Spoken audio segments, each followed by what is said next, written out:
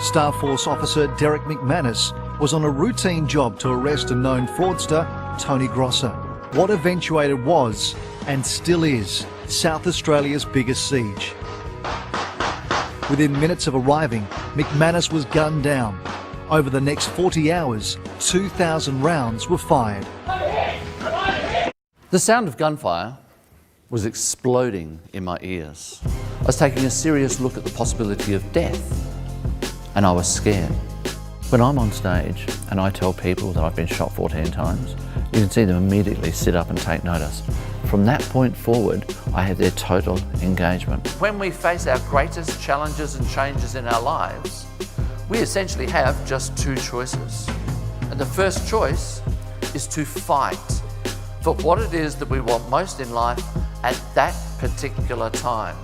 Everyone needs a reason to fight when the going gets tough. When I was lying on the ground for 3 hours, that reason for me was to get back to my children, and that gave me the focus and the determination to fight to live. Lots of people just focus on the challenges of life and forget the opportunities. But it's how we respond to both that determines our future. That's how we build an attitude of true optimism.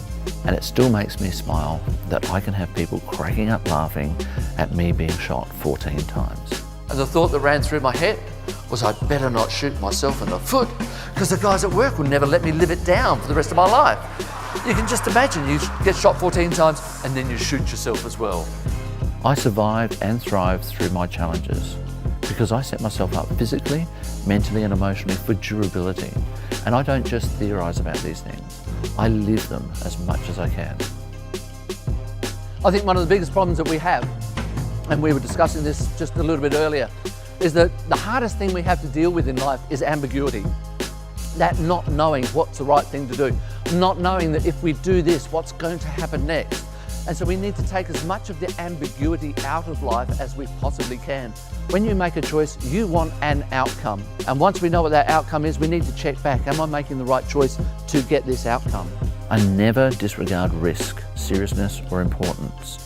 I do some really risky things in my life, but I see myself as a risk manager, not a risk taker, and that's a very clear distinction for me. If we prepare ourselves physically, mentally, and emotionally for the challenges in our lives, any challenges, then we can create outcomes by design.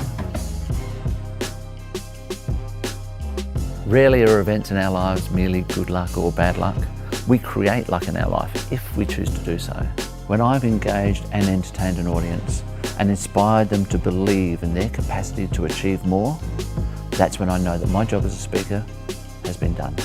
My name is Derrick Mcmanus. I'm a speaker, an author, a facilitator and an MC, and I look forward to working with you at your next event.